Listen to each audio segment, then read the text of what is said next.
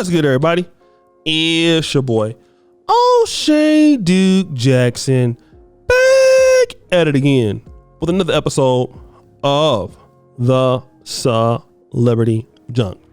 You know, guys, in this generation that we are in, those of you born in the 80s, 90s, or even some of you in the generation below me in 2000s, 60, 70 years ago, to be an American man and to be 30 or 40 unmarried, it could have meant a few things. Number one, you were gay, all right? Or number two, you're just a weirdo. But in today's world, it is very common. I don't know how many black men I come across. In fact, if you tell us that you're married, we think you crazy, right? Many black men, if you are married with a wife and kids, it's like not normal. Like, who wants to do that, right? A lot of brothers.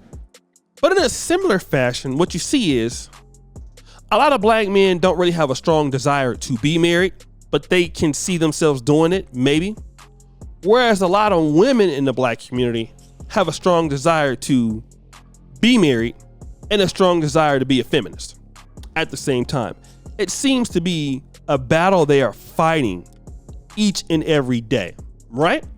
And I think that nobody embodies this more than Tracee Ellis Ross. Now, you know, Tracee Ellis Ross is a very popular actress. She can be considered an executive producer. She's a daughter of Diana Ross. And Tracee Ellis Ross has been making these particular comments the last 2 years, starting in 2021, about not being able to find the right man for her, which is interesting. That's why she's like 50, taking pictures, you know, naked on Instagram and things like that. She wanted a white picket fence, husband, kids, but she didn't want to sit around waiting for those dreams to come true. In other words, you know, all the success that she has accumulated. Listen to what I'm saying when we talk about waiting, right?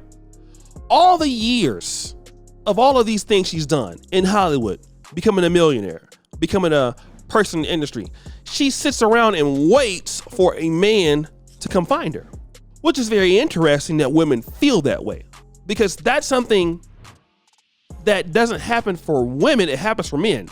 Men, as you get more power, more influence, it's very attractive, and women pay attention to those things.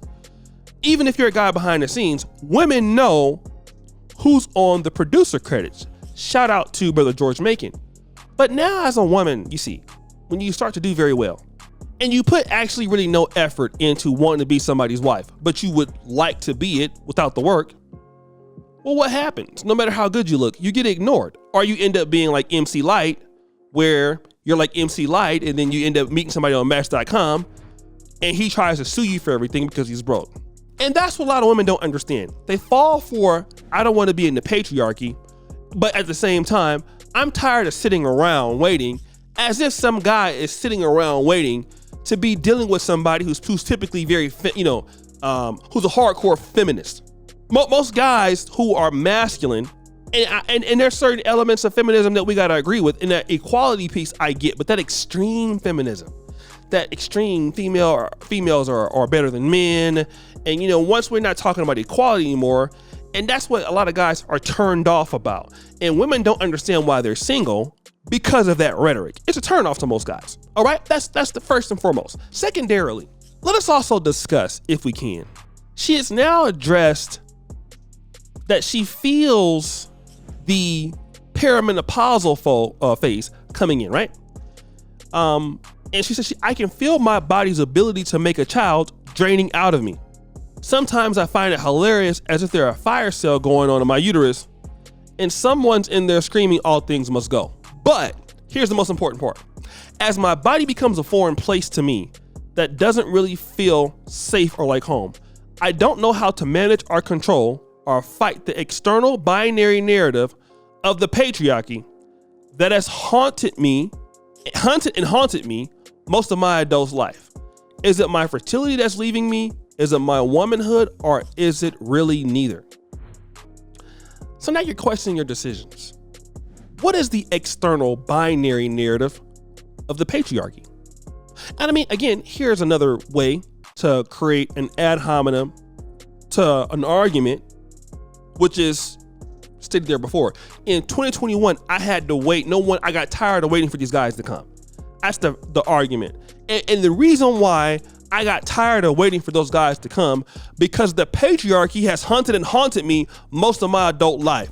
So let us blame some institution, that hasn't affected your personal development in your business career. Like the patriarchy could not stop you from being who you are. But let's blame them, because it has haunted and haunted you. How? It's almost like saying, feminism haunts me every day of my life. When I wake up in the morning and I want to go to work, I can't go because feminism is haunting me. Or is it haunting and haunting you in your mind because you make absolutely no sense? See, that's one thing I will never talk about when it comes about women, right? I'm never going to be able to let you blame women for why you're not successful. Anything. You can't get married to a nice woman. Oh, it's feminism. Bro, you need to get slapped in or something like that. What are you talking about? Haunting, what does that mean? It's what is affecting you? That's affecting you because of your own mind. The patriarchy has not stopped you from anything. You stopped yourself because you didn't want to compete. And now you're challenging, did I make the right move? Because after you have all those things, and this is one thing even myself, being as a man in my 40s, after having, a few accomplishments under my radar, is it worth having all this without having, I was going to be honest, family, a wife, kids? I'm not saying I want to get married soon, but you feel like it. It's something you question. You're building all of this stuff, working hard for what? Who's going to get it? You look at the Johnson family at Fidelity, and then you see 3 generations of them running that fund, running that business. And you think about it sometimes. I think every man thinks about it. But you know what? We don't sit back and blame feminism for why I want to do it. No, I don't want to get married because I just don't feel like it's valuable. Where in her case, you couldn't attract the kind of guy that you wanted to, and now there's a binary narrative of the patriarchy. What is that binary narrative? Okay? Because you want to express yourself the way you want, that's fine, but nobody likes it. All right? Nobody likes it. That's the problem thing. All right? You didn't get married because you couldn't get the guy you wanted. Because you didn't want to compete for that. And anything worth having, and a lot of times, again, ladies think about this so much. I'm doing very well in school. I'm doing very well in all of these things. Great. Guys don't care. Usually. Not a guy that's successful. What does it mean? But what can you do for a man that is beneficial to his everyday life? Who cares about, it's nice that you did all of those great things. School, money, that's good. Most guys that you care about, that you want to date, don't even care about that. Don't need that.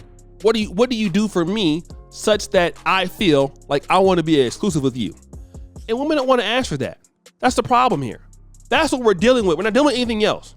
And so now that you feel like your chance is over to have a baby, now you're questioning your femininity now. I mean, there you go. Now you're blaming everything else. And women have to be, in this case, she's an adult. Not saying all women, but you're an adult. The reason why you don't have the family, or you don't have what you want, and nobody's stuck to the pen, because you didn't show anybody you're valuable enough for somebody to be with you. Because we would tell men the same thing. But guys, what do you think? It's your boy, O'Shea Duke Jackson, back at it again with another episode of The Celebrity Junk. I appreciate you for all that you do. Subscribe, hit the bell. We're out.